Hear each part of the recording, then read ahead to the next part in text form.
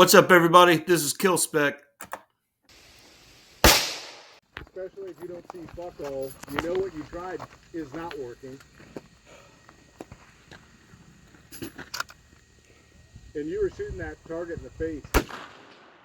And back!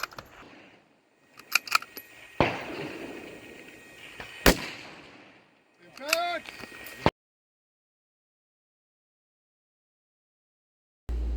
All right, what's up, everybody? This is Trey from Kil-Spec. I've got my personal gunsmith, best gunsmith east of 95, in my opinion, Mike Copley.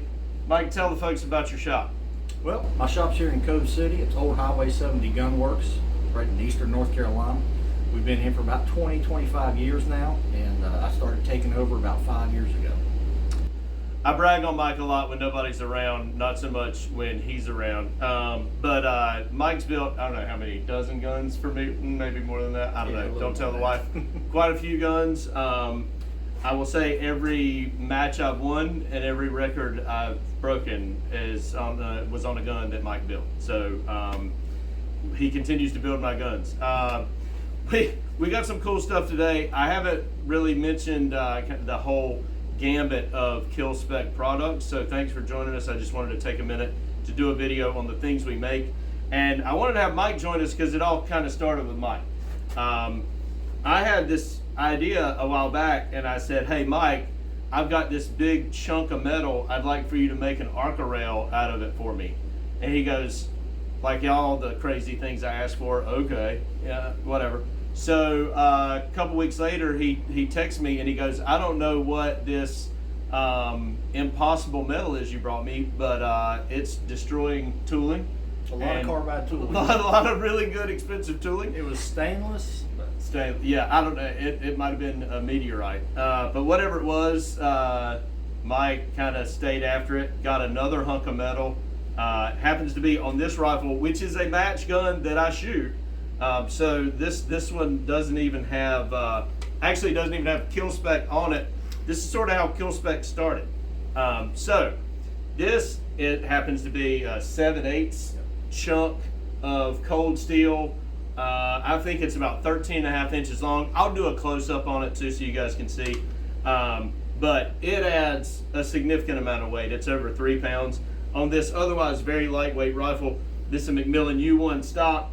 And I think this is an MTU contour barrel. So not a, I mean, comparatively speaking, not a super heavy gun. In comparison, I've got a Henderson Precision stock with a straight taper. This happens to be a Brooks barrel on a 6GT and a bad action. This happens to have a 1/2 inch by 14 Kil-Spec rail on it. Tends to be much heavier just from the bones, but with the added mass of that rail, these actually come in about the same weight. So these are my two competition rigs. I get tons of questions about these two, but like I said, I wanted to kind of talk about what Kil-Spec makes, what we have, and what you can put on your gun to make your shooting experience a little more enjoyable and help put your weight in the bag. So I have a plethora of rails, and this is some examples of what we have. I'll just show you. So this is one of our most popular. This is a 14-inch long, 1/2 inch thick Arca rail, Kil-Spec rail.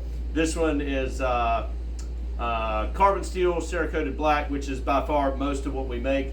We do offer stainless. We were making more of those to begin with. The tooling is terrible. The wear and tear on the tooling is terrible, I should say. The tooling is very nice.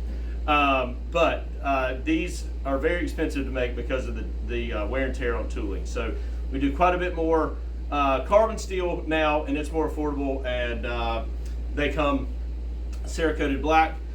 Just some examples. Again, also a lot of folks like the 1/2 inch. These provide a good bit of weight. I will include a chart here in the video of the lengths and thicknesses and weights. But basically 11 inch, 12 inch, 13 inch, 14 inch, 16 inch, 18 inch lengths. If you want something custom, we can make it, just maybe a little more turnaround. We also offer them in two particular varieties. one with a cutout and one without. The square-ended one, typical for chassis applications. Happen to have an MPA here. I make a lot of these for MPAs. Why, you might ask? There's all these weights you can put in an MPA, probably because the weights are $500 and my rails are $175. So I don't know. I mean, tell me. I'm not a rocket scientist. Yeah, the math is working out better. Yeah, they don't. I don't get paid to think, but even I can figure out. I make a good heavy rail, mounts right up to this. I also, since this is a $1,600 chassis, if I don't want to skin the bottom of it up on barricades and all that stuff, I slap one of my rails up there for a fraction of what the weight set costs. Oh, and by the way, if you're wondering if I know whether my rails weigh the same as the weights that I do, I have all these high dollar weights. And hey, look, I mean, they make a great product. Go nuts if you want to spend $500 on mass. But you don't have to. It's a really good functional option to buy a Kil-Spec rail versus buying weights, even side weights. And I'll tell you my own personal preference. I don't like side weights that create this kind of wing effect on a bigger gun. I like to have a little better profile, and I like my weight to be at the bottom. So when I drop my chassis or my stock in a bag, the weight's in the bag, not out here on the sides, not up top. All right, so let's see, anything else on rails? Hardware, we do provide hardware with our rails. In all cases, I will provide M-LOK hardware, which is a screw, a countersink bushing that helps distribute the weight in the channel of the rails. The width of our channel is not too wide, but it's just the right width for the hardware we use, so you get a nice purchase of pressure along the inner rail there. And then, of course, steel M-LOK hardware. If you have a stock, for instance, like this one, and you want to put T-nuts inside that, I have T-nuts that I can provide upon request as well. I'll even talk you through how to put them in with a 3/4 Forstner bit, a little bit of patience, and a couple YouTube videos. So that's it. Kil-Spec rails, weighted, steel. You won't damage them. And hey, the other thing, and something people tell me a whole lot is, hey, I bought this rail to put on this gun. I don't know if I'm going to keep this gun. They keep the rail when they sell the gun. The rail will go on just about anything. In fact, some of the folks that I sell these to tell me, well, I can use it on a rifle that I shoot PRS in or shoot PRS with this weekend, but I can take it off and I can hunt with that rifle, or I can use it as a practical rifle where I'm not shooting off a barricade or out of a bag, put it on, take it off quickly with M-LOK. You're not married to it. All right, let's see, what else, Mike? Got your ammo holders? Yeah, so what's worse than having 99 rounds in a box for a 100-round match? Nothing. Yeah. Right? So this, actually, a couple people had asked me about this. We make a 3D printed insert for Apache 1800 cases. These are a really cheap TSA Approved travel option from Harbor Freight and other places. You can buy them online. They're about 13 bucks. These are not 13 bucks. They take me 20 hours to print one because they are extremely durable, rock hard. You won't tear them up. But these hold 120 rounds. You buy one of these Apache 1800 cases, buy one of these from me, I'll send it to you. Drop that in there, and now you've got room for 120 rounds of one lot of ammo that you keep up. You lose one or two at a match, not a big deal. By the time you're done with that ammo, you've shot it 6 or 8 or 10 times or whatever, you still have 100 rounds to use in a match. Also, I kind of like having an extra 20 rounds so I can do some speed check, velocity check, and dope check on my gun before I go to a match with that 100 rounds. This is one box that I carry to matches now. I don't carry 2 MTM boxes.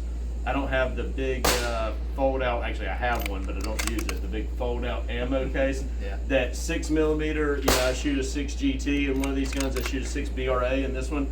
They fall out of those books. So anyway, all right, not knocking the books.